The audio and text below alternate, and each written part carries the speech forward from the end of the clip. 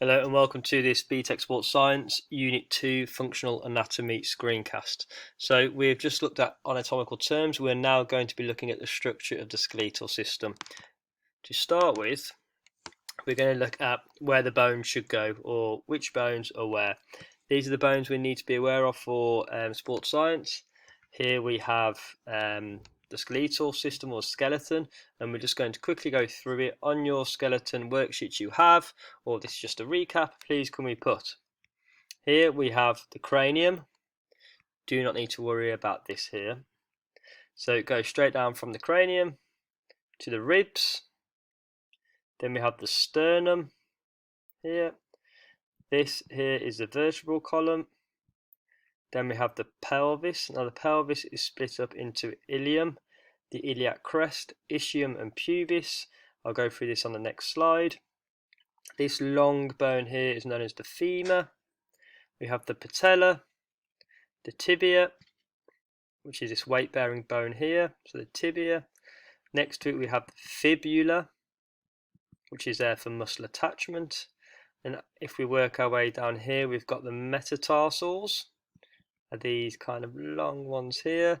Then flat cube-shaped bones here are called the tarsals.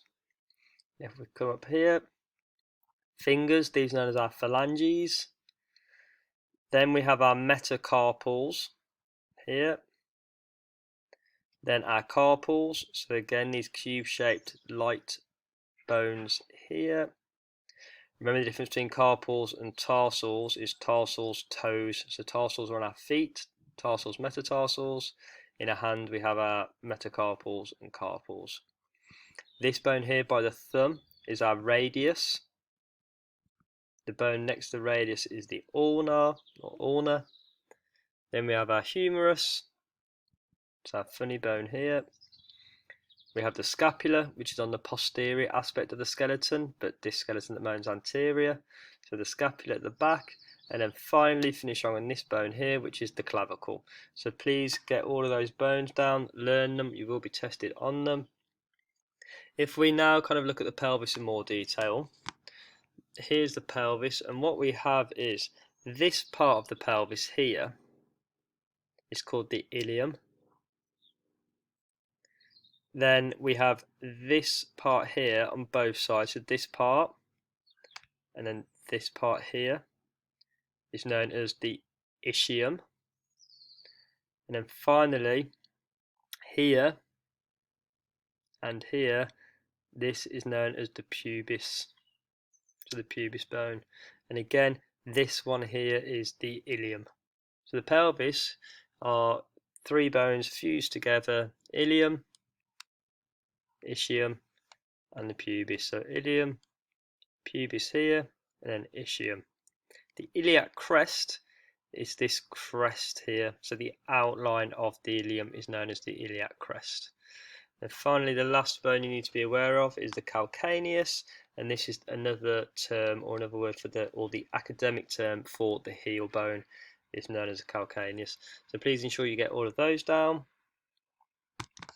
So the main part of the lesson, we are going to be looking at the types of bones. So there are actually 206 bones in the body, but we need to be aware of different types of bone, and specifically these 5 main types. We need to be aware of long bones, short bones, flat bones, irregular bones, and sesamoid bones. Now, I went through this in lesson. I'm going to go through it again. This is corner note taking. Look at this sheet of paper. This sheet of paper here, this is exactly how your notes need to look. You're going to have descriptions under long bones, under short bones, under flat bones, irregular bones, and sesamoid bones. The description goes in this right hand column. The left hand side, we have a question to give us the answer long bones. Here, you're going to have a question that gives you the answer short bones. The question is not going to give you the answer of the description.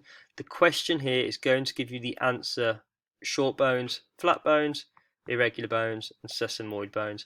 For example, I'll go through long bones on the next page, and then I'll show you this question here that I've created.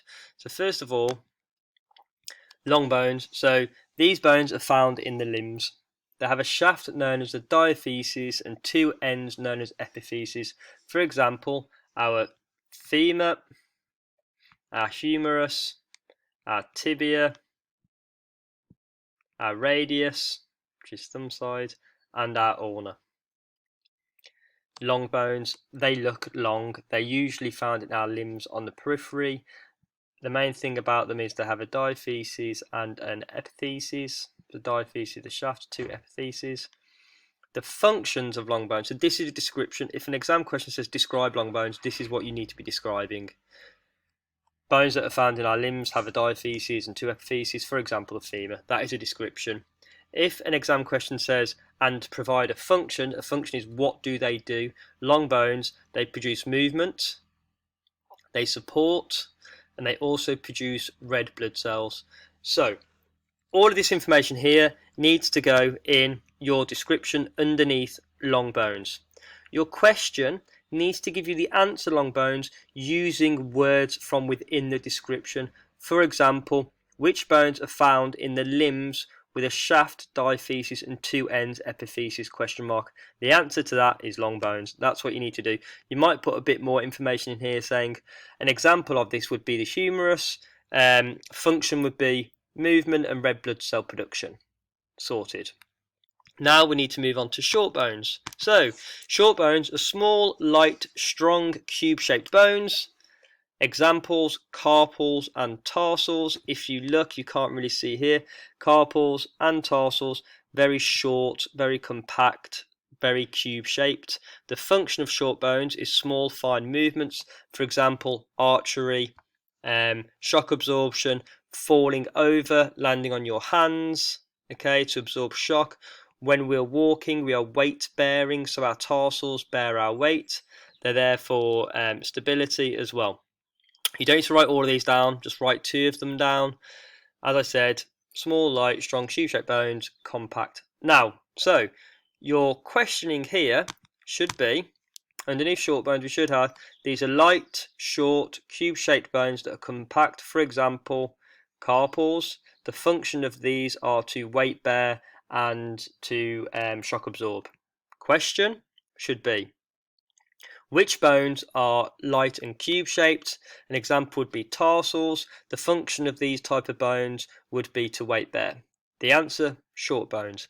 Hopefully you get the idea. We're now going to move on to flat bones and you're going to do your questioning yourself. Please pause this when you're doing your questioning. So flat bones, thin, flattened and slightly curved with a large surface area. Examples, scapula, sternum and cranium. Scapula, sternum, cranium. They are flat bones. The function of flat bones, protection is the main purpose of a flat bone. If you think the cranium, what is it protecting? The brain. Yep, so flat bones, protection. Sternum, what is it protecting? It is protecting vital organs such as the lungs and the heart. Finally, scapula is also doing the same, protecting the heart and the lungs. Flat bones are thin, flattened and slightly curved. Ribs are also an example of a flat bone. They're protecting the lungs. We have irregular bones. These are complex shaped. If you look at the lumbar vertebrae here, or just the spinal column, so the vertebra and spinal column, they look irregular. They are complex shaped. So, example, bones of the spinal column, which are known as vertebrae, which you can see the spelling here. The function of irregular bones are protection and movement. If you think we flex forward, we extend backwards. This is using our spine, so it creates movement. The spine is also protecting the spinal cord, which is very important. Without nerves within the spinal cord, we wouldn't actually be able to have movement or sensation, touch, etc. So, your question again, which bones are complex shaped? An example would be the vertebrae. They offer protection. Irregular bones is the answer. Last but not least is sesamoid bones. So sesamoid bones have a special function and they are found within the tendon. Okay, an example would be patella. That is all we need to remember. Sesamoid bone, example patella, found within a tendon. The function of a sesamoid bone is to protect and reduce friction across a joint. So what I want is all of your notes written up. If you need to go back and rewind and pause, etc., please feel free to do so. If you want to watch this more than once, fantastic. You have got the bones of the skeletal system and the different types of bones we have in the body. Thank you very much. Bye.